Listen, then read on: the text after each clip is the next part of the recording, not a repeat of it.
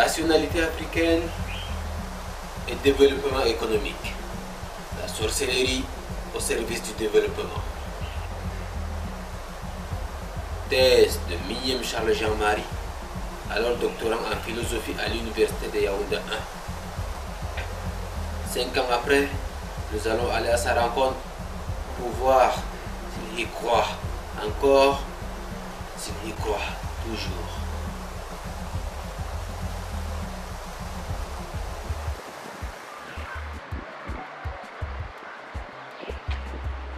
Bonjour. Bonjour Sanda. Comment vous allez? Je vais très bien et vous? Ah, je suis là. On va essayer de vivre.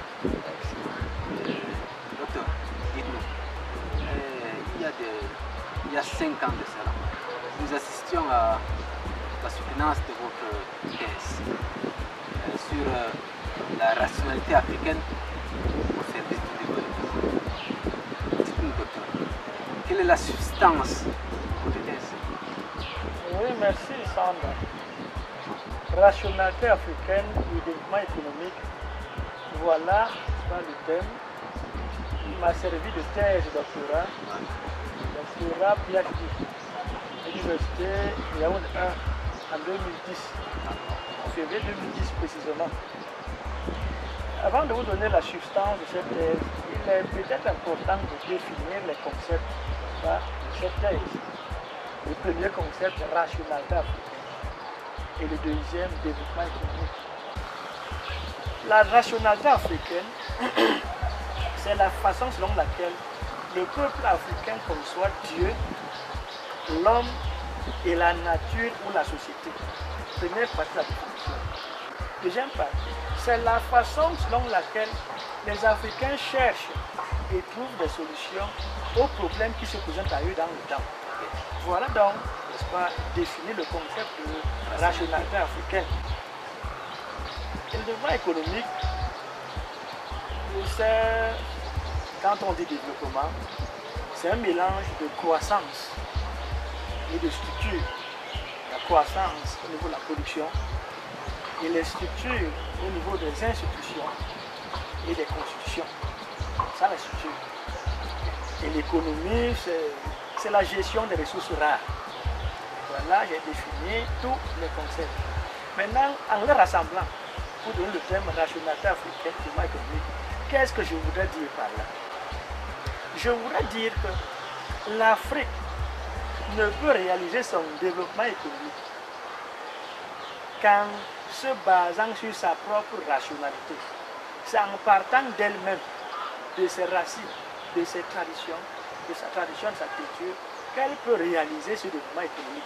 Voilà en gros le thème qui a fait l'objet de ma thèse de doctorat. Docteur, dites-nous, d'où vous est venue cette idée et pourquoi? En considérant le développement économique dans le monde aujourd'hui, le monde en général, et en Afrique en particulier, nous constatons qu'il y a de sérieux problèmes. Si nous regardons l'Occident, j'entends par Occident l'Europe et les États-Unis d'Amérique, qui sont les États les plus puissants du monde et développés économiquement, nous constatons qu'à l'intérieur de ces États, il y a des sérieux problèmes, il y a de sérieuses crises. Elles sont d'abord économiques, financières, sociales, idéologiques et dans tous les genres, dans tous les sens, ils ont des problèmes. C'est cette Europe qui est la cause de toutes les guerres qui se passent dans le monde. Vous ne passez pas un jour sans entendre qu'il y a eu attentat, il y a eu crime, il y a eu mort. C'est là-bas, effectivement, qu'il y a le plus grand nombre de chômeurs, des affamés, des mal lotis, des mal nourris, des mal entretenus. Preuve que ce développement économique a échoué là où il est né. Et quant à l'Afrique, le rapport que ce développement économique a avec l'Afrique est tout le contraire. Pendant que l'Afrique est exploitée pour alimenter les industries en Occident, l'Afrique à son tour s'appauvrit éternellement. Elle s'appauvrit parce qu'elle est condamnée à servir de socle pour extraire la matière première. Elle est condamnée à servir de champ d'expérimentation et de poubelle. L'Afrique donc dans ce rapport est très malade. D'où la nécessité de repenser et de voir l'Afrique à partir d'un autre modèle. Voilà en fait ce qui m'a poussé à mener cette recherche, à trouver à l'Afrique un modèle de développement propre et authentique qui pourrait, n'est-ce pas, le mettre à l'abri de toutes ces attaques provenant de l'extérieur. Votre thèse n'est-elle pas une simple idée singulière pour vous permettre d'obtenir votre doctorat? Ma thèse est le couronnement d'un cycle de recherche qui commence en maîtrise. En maîtrise à l'Université catholique, le thème que j'avais choisi, le thème de recherche pour la maîtrise, était le fondement de la certitude chez Descartes. Je cherchais à comprendre comment est-ce que Descartes fonde la certitude scientifique, n'est-ce pas, qui sert de fondement à la science moderne. En dehors, mon thème de recherche était Descartes et le développement. À ce niveau, j'ai évalué le développement économique qui caractérise le monde moderne. Et j'ai montré, n'est-ce pas, que ce développement économique est la résultante de la rationalité cartésienne. J'ai fait le bilan, j'ai découvert ce développement économique en force et en faiblesse. Et j'ai démontré qu'il avait beaucoup de limites dans le monde général et en Afrique en particulier. C'est à partir de là que j'ai posé la nécessité de donner à l'Afrique, de trouver à l'Afrique une rationalité appropriée pour engendrer son développement. D'où cette thèse doctorale qui clôture cette recherche avec le thème rationalité africaine et développement économique. Docteur, pensez-vous que cette idée soit réellement soutenable? La recherche actuelle présente les limites de la technoscience ou de la science positive à procurer un réel développement économique dans le monde. D'où la nécessité de trouver de nouvelles formes de rationalité ou alors d'autres formes de rationalité qui pourraient générer un développement beaucoup plus harmonieux. Et quelle garantie donnez-vous à l'Afrique dans le cas où elle adopte cette position? Si l'Afrique adopte un développement fondé sur sa propre rationalité, premièrement, l'Afrique cesserait de dépendre de l'Occident ou des autres. Donc elle gagnerait en autonomie. Deuxièmement, l'Afrique serait développée en adéquation, aurait un développement qui serait en adéquation avec sa réalité socio-cosmique. Donc un développement beaucoup plus harmonieux. Parce qu'aujourd'hui, l'Afrique est victime d'un développement qui lui provient de l'extérieur et qui n'est pas toujours adapté aux réalités africaines. Et troisièmement, l'Africain se sentirait beaucoup plus épanoui. Parce que chez elle, sur le plan culturel, sur le plan mystique et même sur le plan épistémologique, elle se retrouvera en elle-même. Il y a donc beaucoup d'avantages à ce que l'Afrique se développe à partir de sa propre nationalité. N'est-ce pas là un retour en arrière de plusieurs siècles, l'époque des pharaons? En fait, ce n'est pas complètement un retour dans l'Égypte pharaonique, mais c'est un chemin vers ce retour. Parce que la puissance de l'Afrique se situe dans cette Égypte pharaonique. Rappelez-vous très bien que plusieurs millénaires avant l'ère occidentale, l'Afrique avait développé une très grande civilisation. Les Africains avaient construit des pyramides. Les Africains avaient développé la haute technologie, qui n'est pas encore égalée aujourd'hui par la science moderne. À cette époque-là, comment ont-ils réussi à devenir si puissants, à être si puissants, alors que tout le monde entier était encore ténèbres? C'est parce qu'effectivement, ces Africains, ces Égyptiens, utilisaient leur propre rationalité, leur propre savoir. Nous, aujourd'hui, en adoptant la rationalité africaine, nous nous mettons sur les traces, n'est-ce pas, de la puissance égyptienne pour récupérer ce qui est nôtre, mais qui autrefois a été enseveli dans la ruine du passé. Là, docteur, vous êtes en train de présenter la sorcellerie comme un facteur de lutte contre le sous-développement. Habituellement, en Afrique, on sait que la sorcellerie, c'est même elle qui est le facteur du sous-développement. En fait, il est question de comprendre d'abord ce que c'est que la sorcellerie. La sorcellerie est un ensemble, n'est-ce pas, d'actes posés par l'homme sous l'effet du goût. Qu'est-ce que signifie? Sous l'effet du goût, ça c'est en bassa, les petits parlent de Evu. Et le père Merad parlait de l'ombre. C'est une instance de l'homme. Il est question de rentrer un peu dans l'anthropologie africaine pour savoir que l'être humain est constitué du corps, de l'esprit et de l'ombre. L'ombre, c'est une instance immatérielle de l'homme, mais qui est capable de se démarquer de l'homme, du corps et de l'esprit, et aller poser des actes parallèlement au corps et à l'esprit. Cette instance de l'homme est capable de transcender l'espace et le temps. Donc lorsque l'homme pose donc des actes, n'est-ce pas, sous l'influence du goût, ce sont ces actes qui sont essentiellement considérés comme des actes de sorcellerie. Ces actes ne sont pas uniquement négatifs. Il peut, n'est-ce pas, sous l'influence du goût, tuer, n'est-ce pas, aller tuer des gens ou bloquer d'autres vies. Mais il peut aussi, sous la même influence, sauver des vies, arranger certaines situations. La sorcellerie est donc une force neutre, n'est-ce pas? Mais c'est l'utilisateur qui l'oriente dans une direction positive ou négative. Si d'habitude la sorcellerie est considérée comme un acte négatif, parce qu'effectivement, la plupart des sorciers que nous connaissons, qui nous entourent, sont négatifs et orientent cette puissance dans la négativité. Mais il n'est pas du propre de ce pouvoir de n'être que négatif.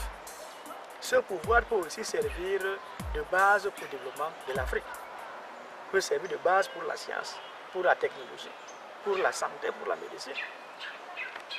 Docteur, êtes-vous rationnel et logique envers vous-même, puisque vous êtes quand même chrétien catholique?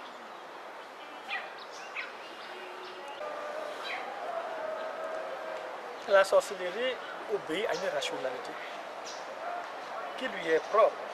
Certes, elle est différente de la rationalité scientifique, mais elle a ses propres canons, sa propre logique. Et je dis, cette logique ne repugne pas à la chrétienté. La chrétienté reconnaît l'existence de la sorcellerie, l'existence de la rationalité africaine, comme n'étant pas forcément négative. Il n'y a donc pas d'opposition entre christianisme et rationalité africaine, ou entre christianisme et sorcellerie. Docteur, vu le monde dans lequel nous vivons actuellement, avec la technologie de l'information et la communication, avec l'électronique, les nouvelles technologies, où est vraiment la place de la sorcellerie dans tout cela?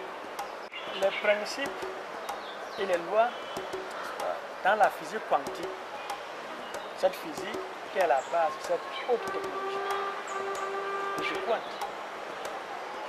C'est un petit rappel. Pour avoir cette informatique de haut niveau, cette électronique, on n'utilise plus les lois de Newton. C'est plus la physique de Newton, mais la physique d'Einstein qui a donné lieu à ce qu'on appelle aujourd'hui la physique quantique. C'est cette physique-là, n'est-ce pas, qui donne ses fruits, n'est-ce pas, cette évolution à l'extrême, soit d'informatique, de chimique, j'en passe. Mais je dis que ces lois sont identiques à ceux de la sorcellerie. Ce qui nous pousse à croire donc, que la sorcellerie africaine est une science. Ou alors que la science moderne utilise la sorcellerie pour produire, pour la réalisation à ses fins, utilise la sorcellerie à ses fins, des fins scientifiques. Donc, la sorcellerie n'est pas totalement à rejeter. En voyant le rapport qui existe entre la sorcellerie et la science, on a l'impression qu'il s'agit là aussi d'une dimension scientifique qui est à notre portée. Docteur, de quelle sorcellerie parlez-vous exactement? De la sorcellerie pratiquée par les anciens ou bien c'est une nouvelle forme de sorcellerie? La sorcellerie comme la science se modernise. Avec l'arrivée des missionnaires, n'est-ce pas, en Afrique, les sorcelleries positives, bien les sorciers positifs, ceux qui pratiquent la sorcellerie positive, se sont convertis, ayant considéré, n'est-ce pas, l'enseignement des missionnaires, qui leur disaient que tout cela était mauvais. Ils sont donc débarrassés, n'est-ce pas, de ces pratiques. Par exemple, ceux qui soignaient les malades, n'est-ce pas, ceux qui favorisaient la chasse, la pêche, ceux qui œuvraient dans le domaine de l'art, n'est-ce pas, ceux qui pratiquaient la bonne divination, ceux qui utilisaient la téléportation comme moyen de communication et de transport. Et les mauvais sorciers ont conservé leur pouvoir et ont continué à se développer. Et ils l'ont même modernisé. C'est ce qui nous pousse, qui nous donne l'impression aujourd'hui que la sorcellerie est essentiellement négative. Aujourd'hui, il est plus urgent que la sorcellerie positive renaisse et surtout qu'elle se modernise aussi, afin qu'elle puisse répondre positivement aux besoins et aux problèmes de l'heure.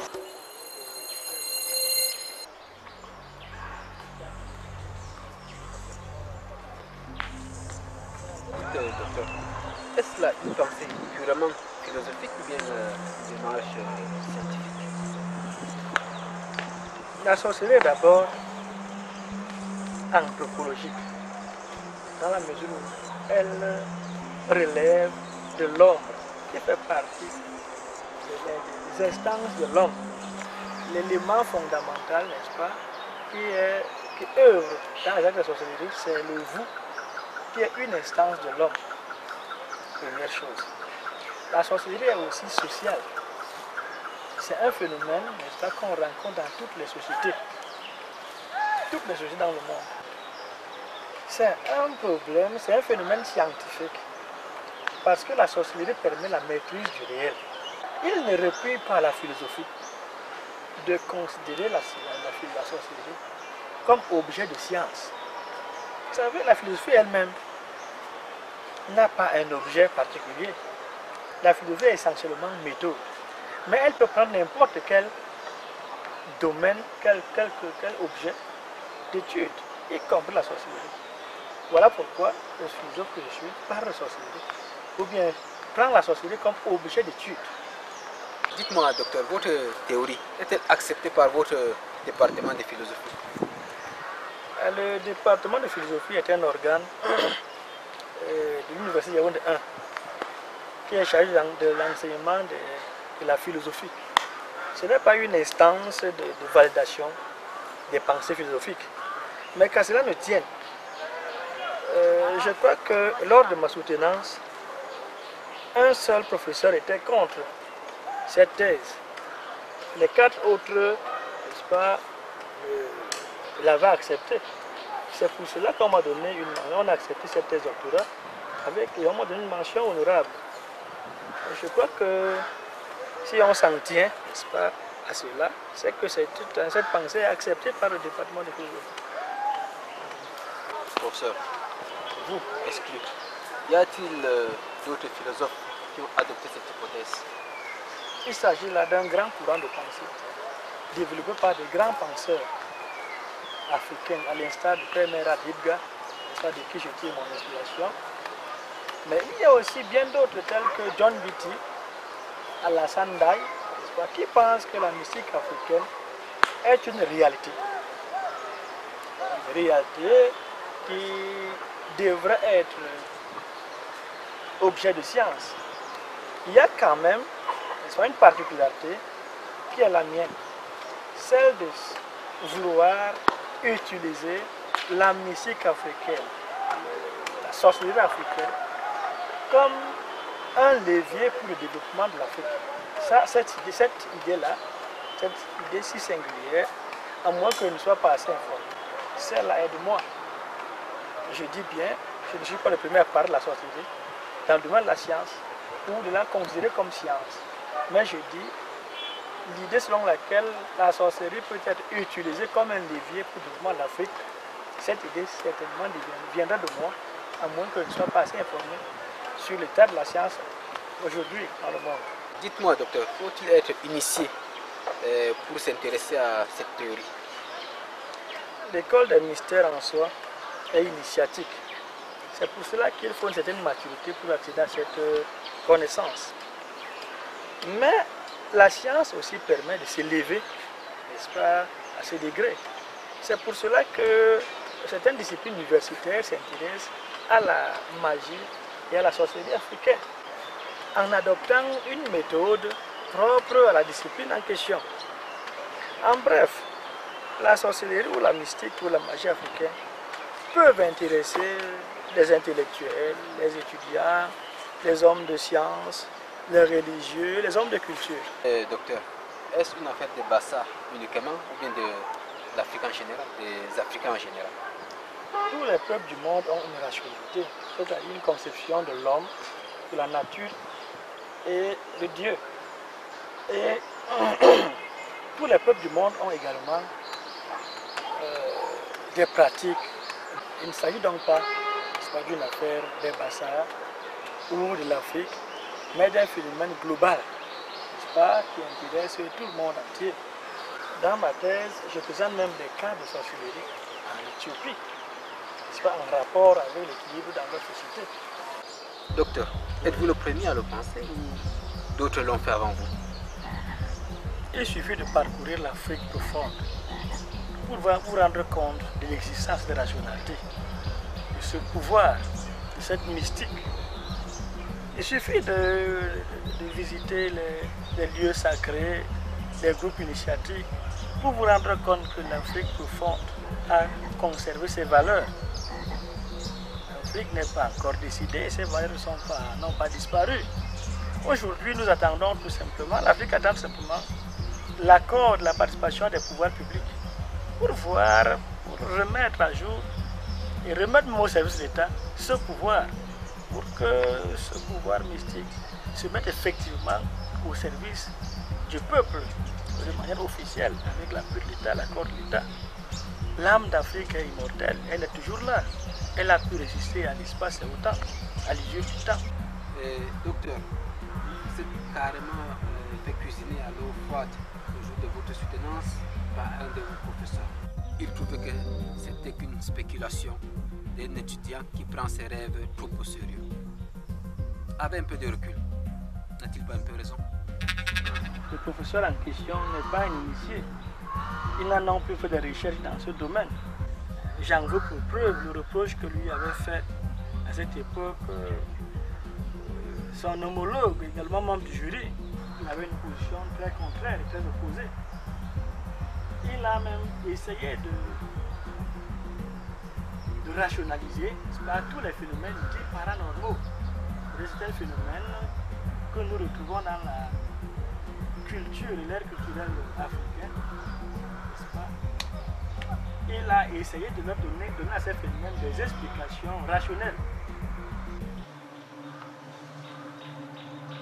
Professeur, vous considérez être un prophète ou bien un simple intellectuel? Par définition, un prophète est celui qui parle au nom de Dieu. Un intellectuel, par contre, est un homme averti qui maîtrise la marche du monde et de sa société. Il a donc la latitude de se projeter dans le futur et de voir comment les choses vont se présenter dans un avenir proche ou lointain. Il prend l'apparence du prophète lorsque ce qu'il dit dans l'avenir, ou bien ce qu'il dit de l'avenir se réalise. Maintenant, quelle est la place de la religion africaine dans votre recherche? Comme je l'ai dit auparavant, l'Afrique a une conception de Dieu. Et cette conception est extrêmement pyramidale. Elle part des ancêtres et des demi-dieux qui sont des esprits supérieurs et du Dieu tout-puissant qui est créateur. Ce rapport avec Dieu est présenté de façon exhaustive par le poème, dans le poème de Birago Diop intitulé Souffle, qui dit ceci: écoute plus souvent les choses que les êtres, la voix du feu s'entend, entend la voix de l'eau, écoute dans le vent le buisson en sanglots. C'est le souffle des ancêtres. Ceux qui sont morts ne sont jamais partis. Ils sont dans l'eau qui coule, ils sont dans l'eau qui dort. Les morts ne sont pas morts. Voilà, n'est-ce pas, en substance, le rapport que l'Africain en retient avec Dieu, représenté ici par l'ancêtre, qui est toujours présent et qui lui parle par la voix de la nature. Êtes-vous limité tout simplement à votre thèse ou bien le combat continue? Oui, M. Sanda, le combat a continué. Le combat a continué et continue actuellement. Après la thèse en 2010, j'ai publié mon premier ouvrage en 2011. Un an plus tard, j'ai publié Descartes et le développement. Descartes et le développement aux éditions L'Harmattan à Paris.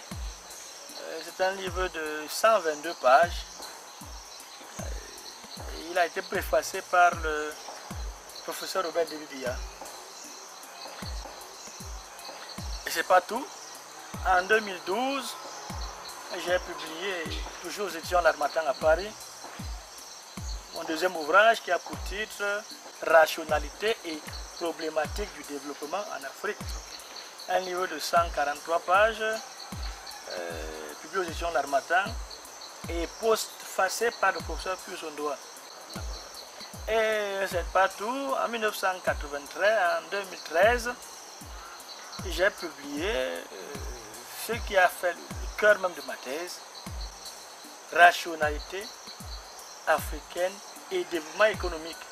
2 points, l'école du savoir africain. Toujours aux éditions L'Harmattan à Paris. Un livre qui a 243 pages, et qui a également été préfacé par le professeur Robert Delibia, le directeur de ma thèse. Ok, docteur. Commençons par votre premier ouvrage, parlant de Descartes et le développement. Mais le paradoxe, docteur, c'est que dans aucun ouvrage de Descartes lui-même, il ne parlait de développement. N'est-ce pas là une thèse trop osée? Oui, vous avez raison, M. Sanda. C'est vrai que lorsqu'on parle de développement chez Descartes, cela a l'air paradoxal. Parce que Descartes lui-même ne traite pas de développement dans ses ouvrages. Mais j'y arrive par déduction. Et voilà comment cela se passe. Dans le deuxième ouvrage de Descartes, parce que son tout premier ouvrage est intitulé Discours de la méthode. Alors dans Métation métaphysique, Descartes révolutionne la pensée philosophique qui a cours dans le monde à son époque. Un tout petit tour dans l'histoire. La mort de Galilée. En fait, Galilée, qui est le père de la physique, italien de cette époque, faisait ses recherches parallèlement à ce qu'enseigne l'Église. Et il a découvert que contrairement à l'enseignement de l'Église, qui affirme que c'est le soleil qui tourne autour de la Terre, donc le géocentrisme, Galilée démontre le contraire, que c'est plutôt la Terre qui tourne autour du soleil et que c'est le soleil qui est au centre de l'univers. Cela va lui valoir une condamnation à mort. Alors Descartes pense qu'il faut changer l'ordre du monde. Parce que si le monde continue à fonctionner tel qu'il est, ça veut dire Dieu se présentant au sommet et représenté par l'Église, et voulant gouverner le monde selon la volonté dite de Dieu, l'être humain est fragilisé, il est appelé à disparaître. Descartes pense donc qu'il faut enlever Dieu à cette place et mettre l'homme, parce que l'homme est mieux placé d'après Descartes pour défendre les intérêts de l'homme. Descartes va donc amorcer une réforme de la pensée. Et cette réforme va créer un deuxième système de pensée qui a dominé le monde et qui domine encore le monde actuellement, celui qu'on appelle l'idéalisme. Et voilà comment cela se déroule. Descartes, voulant détruire le système de pensée qu'il a trouvé, la philosophie d'Aristote commence ainsi. Toute connaissance commence par les sens. Voilà le point de départ de la philosophie d'Aristote. Toute connaissance commence par les sens.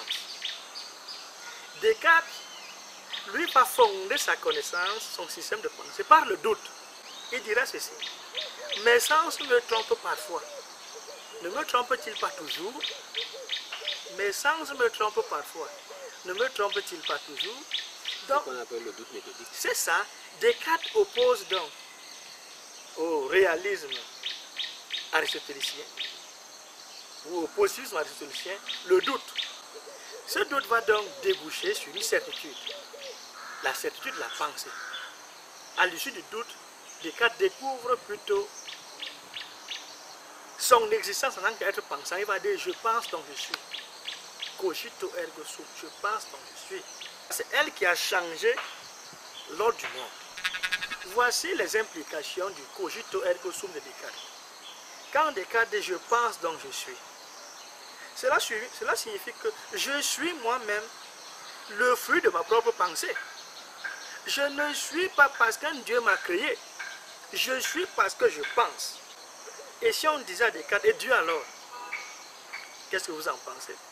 La logique de Descartes dira: Dieu existe parce que je le pense. Et Dieu existe tel que je le pense. Voilà donc ce système qu'on appelle l'idéalisme.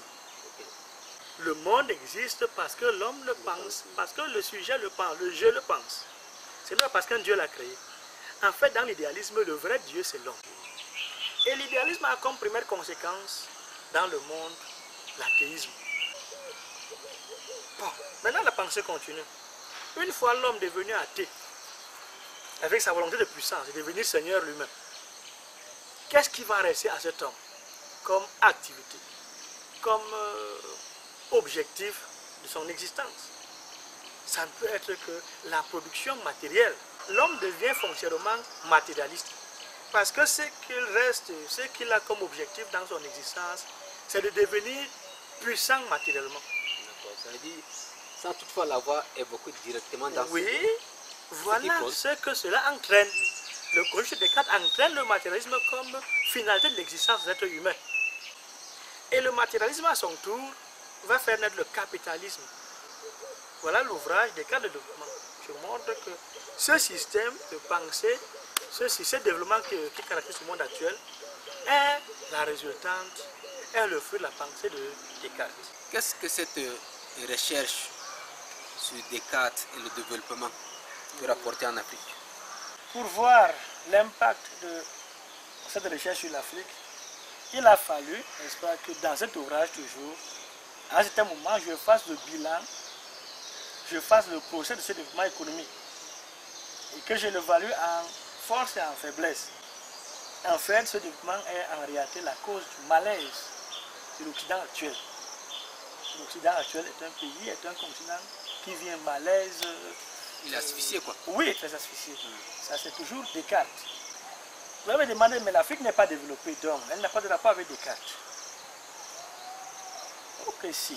L'Afrique a un rapport avec Descartes. En fait, le développement économique qu'il a engendré, n'est-ce pas, que la pensée de Descartes a engendré, c'est ce développement qui confine l'Afrique à être l'enfant pauvre du monde. L'Afrique est la ressource qui produit de la matière première pour ce développement. Première chose. Deuxième chose, l'Afrique sert de comptoir pour ce développement. C'est-à-dire que lorsqu'ils ont produit, il faut vendre quelque part. L'Afrique doit rester comme l'éternel comptoir de l'Occident. Et troisième chose, l'Afrique doit servir de poubelle, n'est-ce pas, pour l'Occident. Donc le développement économique de Descartes confine l'Afrique à être éternellement un pays pour un continent pauvre. C'est donc Descartes qui est la vraie cause du malheur de l'Afrique. C'est pas quelqu'un d'autre, c'est Descartes. Voilà donc, n'est-ce pas, ce que cette recherche nous apporte comme information. Elle nous ouvre les yeux pour que l'Afrique sache que la cause de son malheur, c'est la pensée cartésienne, la pensée de Descartes. Et que pour sortir de ce malheur, de ce sous-développement, l'Afrique doit abandonner Descartes. Elle doit abandonner la pensée cartésienne et se développer selon une autre pensée, selon une pensée qui lui est propre. Docteur, votre deuxième ouvrage, intitulé Rationalité et problématique du développement en Afrique, a été à son tour l'objet d'une publication dans une revue scientifique espagnole, dans la rubrique El Libro del Mes, le livre du mois, en 2013. Et là, vous parlez de rationalité au pluriel, alors qu'aujourd'hui on parle de plus en plus de l'universalité de la raison. C'est ça. Oui, effectivement. En fait, je m'insurge contre la thèse de l'universalité de la raison, comme en tant que raison se déployant sous une seule forme, qu'on appelle le positivisme. La raison n'a pas une seule forme de déploiement. La rationalité d'un peuple, c'est d'abord la façon selon laquelle ce peuple conçoit Dieu, l'homme, la nature ou la société. Et également la façon selon laquelle ce peuple cherche et trouve des solutions aux problèmes qui se présentent à lui dans le temps. À chaque peuple donc correspond une rationalité. On ne saurait donc parler de rationalité, d'une raison universelle, mais des rationalités régionalisées par peuple. Donc, toujours dans cet ouvrage, vous affirmez que la rationalité africaine a des obstacles qui empêchent son développement en Afrique. Oui. Lesquels par exemple? C'est ça. La rationalité africaine que je viens de présenter, effectivement, on pourrait se demander, mais pourquoi on ne la voit pas agissante? On ne la voit pas en action en Afrique. Effectivement, parce qu'elle est victime d'un certain nombre d'obstacles qui sont d'abord historiques. Et sur le plan historique, nous commençons par la traite négrière. L'Afrique a connu 400 ans d'esclavage. Et pendant les 400 ans d'esclavage, il y a eu près de 250 millions d'esclaves déportés de l'Afrique vers l'Amérique. Alors quand on dépeuple un continent, on dépeuple sa culture. Donc le premier obstacle, c'est celui-là. Au moment où les continents se constituaient leur dynamique en hommes et en culture, l'Afrique se dépeuplait de ces hommes les plus voyants, ceux qui étaient la fleur de l'âge. On les appelait aussi les perles d'Inde. C'est ça. Et c'est eux qui sont, n'est-ce pas, les garants de la culture. C'est eux qui transmettent la culture, qui la vivent pleinement. L'Afrique est donc débarrassée de ces personnes. 250 millions qu'on a pu compter. Le deuxième obstacle que j'ai cité dans cet ouvrage, c'est l'évangélisation. Pendant plus de 400 ans aussi, le christianisme, la religion, a détruit toute la culture africaine et détruit les écoles africaines de savoir, les écoles initiatiques. Voilà encore un grand coup que l'Afrique la culture africaine a connu, la société africaine a connu. Voilà un deuxième obstacle.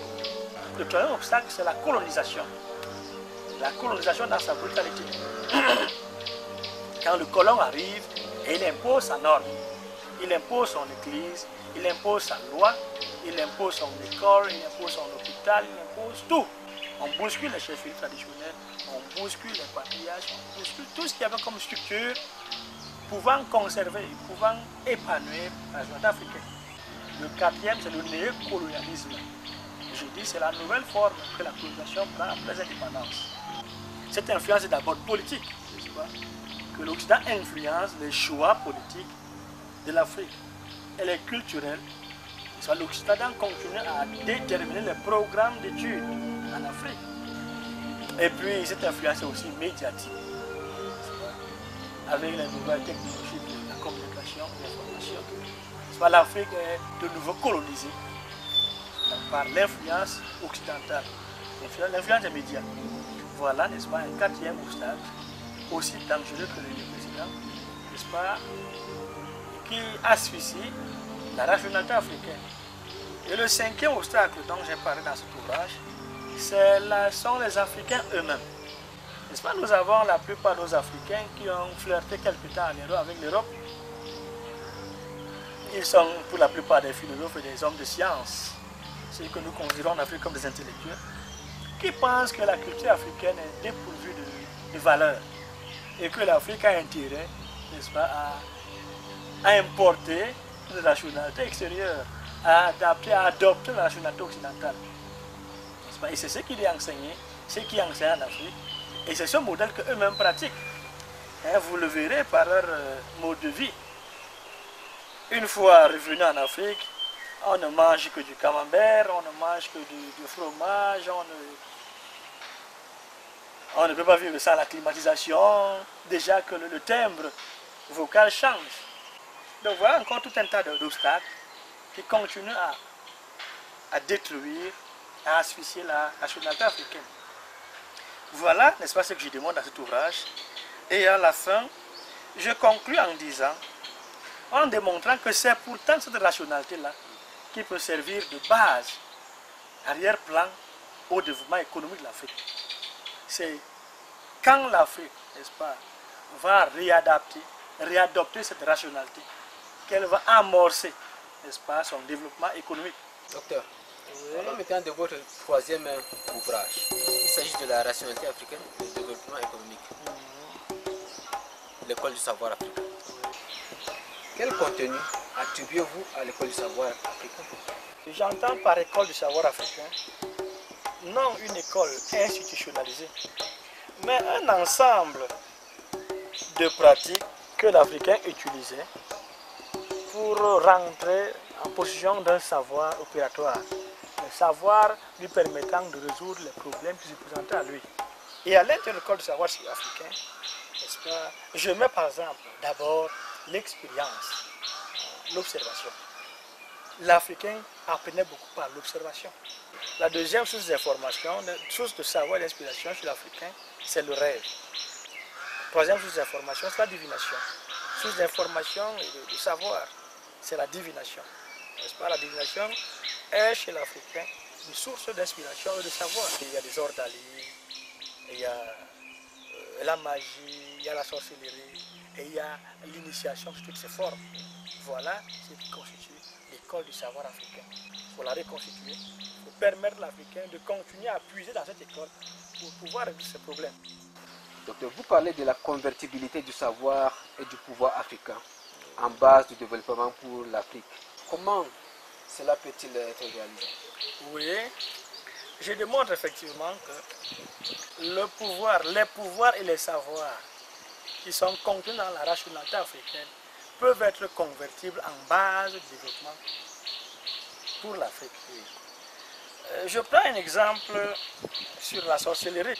Dans la sorcellerie africaine, je prends un aspect par exemple, celui du cannibalisme humain, dont parle le père Memrad Hidga dans son ouvrage Rationalité d'un discours africain sur les phénomènes paranormaux.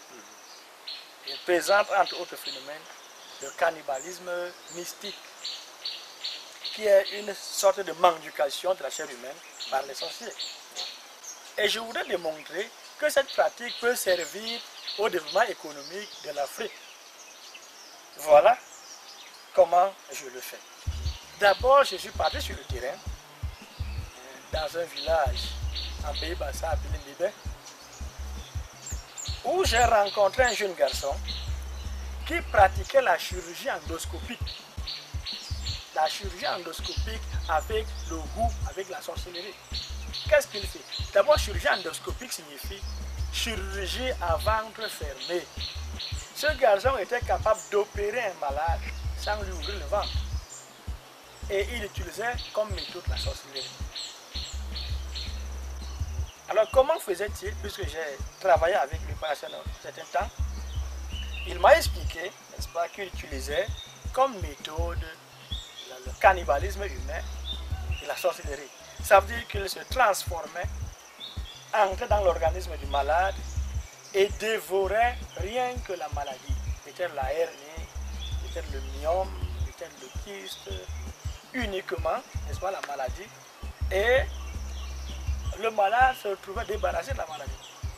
Voilà, n'est-ce pas, une pratique positive du phénomène du cannibalisme mystique, n'est-ce pas, dans le domaine de la santé. Le domaine de la santé. Je peux prendre un deuxième élément, un deuxième argument, toujours dans l'univers de la sorcellerie en Afrique, n'est-ce pas, je fais allusion au phénomène de téléportation ou de lévitation, n'est-ce pas, qui est une façon, n'est-ce pas, pour l'Africain initié de voyager dans l'espace avec son corps, n'est-ce pas, de quitter d'un lieu A à un lieu B avec son corps sans utiliser aucun autre support. On peut les utiliser pour révolutionner le transport, par exemple. Le transport de certaines personnalités, le transport de certains objets. L'Afrique, l'Égypte traditionnelle utilisait la lévitation pour transporter des très grandes pierres, des très grands objets. Ils pouvaient transporter des objets. Et d'abord, lorsque vous y allez dans certaines pyramides en Égypte, vous trouvez des grosses pierres qui ont été transportées. Et on vous dit, oui, on vous dit que jusqu'à l'heure actuelle, aucune grue moderne ne peut les soulever. Les Égyptiens de l'époque les faisaient tout simplement léviter, les téléporter d'un lieu à un autre, pour les utiliser dans les conditions. Et cette méthode peut encore être utilisée aujourd'hui pour le développement de l'Afrique. Voilà à peu près comment je montre, vous savez, ces deux éléments, il y en a plusieurs, mais comment je montre qu'on peut convertir le savoir, le pouvoir africain en base du plan économique de l'Afrique. Nous entendons parler et nous observons, n'est-ce pas, les pratiques de la sorcellerie dans le domaine du sport. Par exemple, on peut parler de la lutte traditionnelle, hein, que ce soit, c'est déjà international aujourd'hui, Niger, Nigeria, Sénégal, ou bien du pratique de la secte vaudou au Gabon et consorts. Mais pourquoi est-ce qu'aujourd'hui, même si on t'a parlé de ces pratiques-là au niveau de l'Afrique, mais pourquoi est-ce qu'on n'a pas encore entendu parler de ces pratiques-là dans la fabrication des véhicules, des montres, les armes, l'avion, je ne sais pas. Pour une raison simple, que le sorcier ou bien la sorcellerie ne procure pas aux sorciers un savoir supplémentaire que celui qu'il a. Le sorcier paysan va utiliser la sorcellerie pour mieux cultiver son champ, mieux produire plus que les autres et parfois empêcher que la production des autres n'atteigne la sienne, ou parfois retirer la substance productive dans les champs du voisin et la mettre dans son champ. Il n'a pas d'autres ambitions que ce qu'il est en train de faire. S'il est pêcheur, il va utiliser la sorcellerie pour accroître, n'est-ce pas, ses prises de pêche. Il ne pense pas à récupérer, à prendre le pouvoir politique, n'est-ce pas, par bien la sorcellerie, ou de voyager, ou de fabriquer un avion. Et cette dimension, l'Occident en était conscient bien avant. C'est pour cela que, je ne sais pas si à vous que je disais, tout ce que le blanc a fait en Afrique était calculé et millimétré. Le blanc savait déjà que l'Africain possède des pouvoirs. Si on lui donne un certain nombre d'activités, il risque, n'est-ce pas, de se projeter, de s'élever dans ce genre d'activité. Si on amène en Afrique l'industrie, le montage automobile, la fabrication des armes, des avions, les Africains qui travaillent dans cette structure allaient s'élever pour en devenir autonomes. Donc, connaissant cette dimension, ça veut dire que s'ils associent la mystique à cette pratique technologique. Oui, si les Africains, puisque l'Africain associe toujours sa mystique, sa sorcellerie dans ce qu'il fait. Voilà pourquoi on lui a apporté uniquement le cacao, le café et le bananier.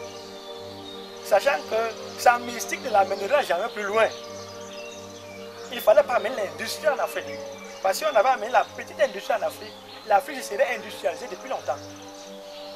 Là, le sorcier africain se serait élevé, n'est-ce pas, dans la pratique, dans l'industrie. Et aujourd'hui, il serait très élevé dans l'industrie. Mais on lui a donné le cacao, le palmier à huile, la banane plantain. D'accord. Mais là, docteur, aujourd'hui, on a des informaticiens africains. Oui. Vous pensez que ces informaticiens africains doivent s'initier dans le domaine de la société? Absolument, ça c'est incontournable.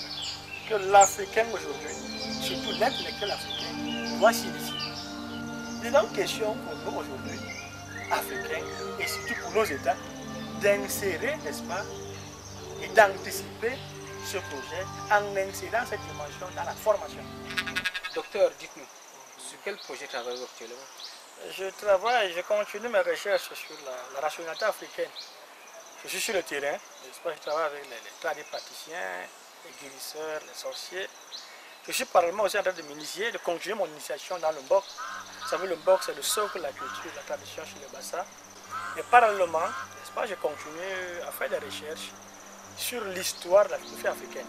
C'est un domaine assez mal connu. Pour l'instant, il y a un seul philosophe africain, n'est-ce pas, qui a travaillé là-dessus, c'est le professeur Kebo Abiogo, qui a écrit 4 livres, 4 volumes sur l'histoire de la philosophie africaine. Je suis en train de faire une synthèse de ces travaux qui vont me servir de base, n'est-ce pas, pour mes recherches futures.